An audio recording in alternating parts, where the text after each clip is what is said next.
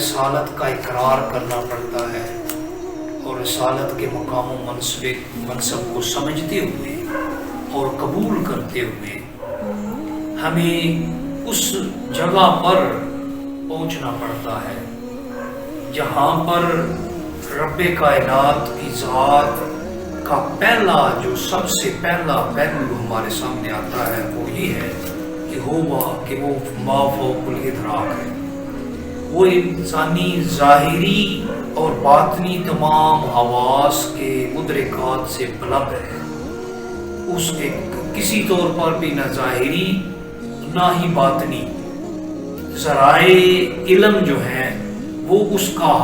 احاطہ کرنے یا ادراک کرنے میں کسی بھی طور پر کامیاب نہیں ہو سکتے، اور وہ اس سے عاجز ہے۔ یعنی رب کی ذات وہ ہے جس تک اگر پہنچنا ہے تو سب سے پہلا کام یہ کرنا ہے کہ بارگاہ رسالت نے حاضری دینی ہے، اور پھر اس کی ذات کو ایسی ذات سمجھنا ہے جو ما فوق الادراک ہے۔ تیسرے نمبر پر ہمارے جو ہم نے تیسری بات سمجھی تھی وہ تیسرا کلمہ تھا پہلی آیہ مقدسہ کا، وہ اسم جلالت اللہ تھا، وہ اسم اللہ تعالیٰ نے یہاں پر استعمال فرمایا جو اس کا ذاتی ہے، یعنی رب کی ذات کی تمام جتنی اس کی صفات ہیں اور اس کی ذات سے متعلق جو بھی افعال ہیں، اس کی ذات کے بارے میں جو کچھ بھی ہے وہ سب کچھ اس کا ذاتی ہے، کسی اور کا وہ قطعاً محتاج نہیں ہے، وہ اپنا ہے اس کا، نہ اسے کسی نے عطا کیا ہے، نہ اس نے کسی سے لیا ہے، نہ وہ کسی اور کی بارگاہ میں جانے کا محتاج ہے، نہ کسی کی مدد اسے درکار ہے،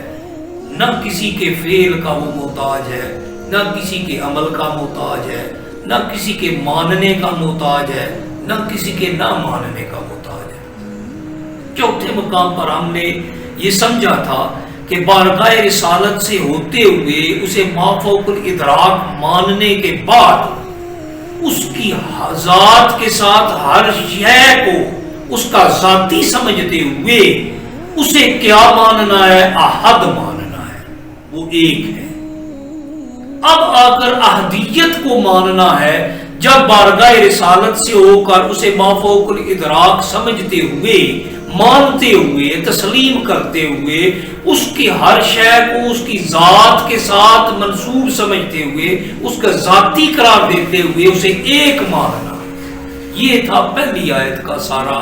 مفہوم کہ اللہ تم ہے محبوب، آپ فرما دیجئے نا، انہیں بتا دیجئے کہ وہ اللہ وہ ہے جو ما فوق الادراک ہے اور احد ہے، اب اسے اسی طرح ماننا ہے۔ اس کے بعد دوسری آیہ مقدسہ کے اندر رب کائنات نے ہمیں اپنی ذات کے بارے میں بتایا، اے حبیب آپ انہیں مزید بتائیے کہ وہ اللہ، پہلی تو کیا اس کی صفت ہے کہ وہ احد ہے،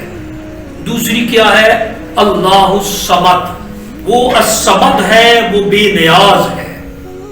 اسے کسی کی احتیاج نہیں ہے، اسے کسی کی ضرورت نہیں ہے، اسے کسی کی نیاز مندی کی ضرورت نہیں ہے، اسے کسی کی مدد کی ضرورت نہیں ہے، وہ بے نیاز ہے۔ وہ کیا ہے؟ اللہ لا الہ الا هو الحی القیوم،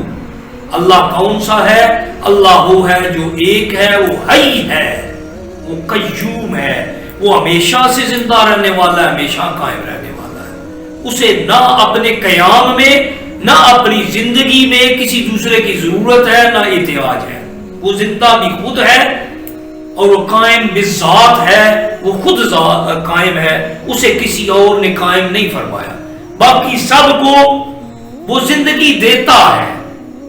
باقی سب کو وہ قائم فرماتا ہے، لیکن جسے چاہتا ہے زندگی دیتا ہے، جسے چاہتا ہے موت دے دیتا ہے، جسے چاہتا ہے قائم فرماتا ہے، جسے چاہتا ہے اس کے قیام کو رکوع میں بدلتا ہے، کبھی سجود میں بدلتا ہے، اور کبھی پھر اپنی بارگاہ میں واپس لے جاتا ہے، اسے زیر زمین پہنچا دیتا ہے، اور وہ نسیم منسیہ ہو جاتا ہے، وہ اس طرح ہو جاتا ہے جس طرح وہ بھولا ہوا ہوتا ہے۔ کتنے ہمارے جو دنیا میں آئے، ہماری آنکھوں کے سامنے آئے اور چلے گئے، بڑے بڑے نام تھے، بڑے بڑے نام تھے جو دنیا میں آئے، بڑے بڑے انہوں نے کام کیے، لیکن کام کرنے کے بعد جب دنیا سے گئے لوگوں نے انہیں بلا دیا. لیکن رب کی ذات وہ ہے جو اللہ الصمد، جو بے نیاز ہے. اور یاد رکھیے صفات اس کی ساری ذاتی ہیں، کسی کا محتاج، بندے سارے محتاج ہیں.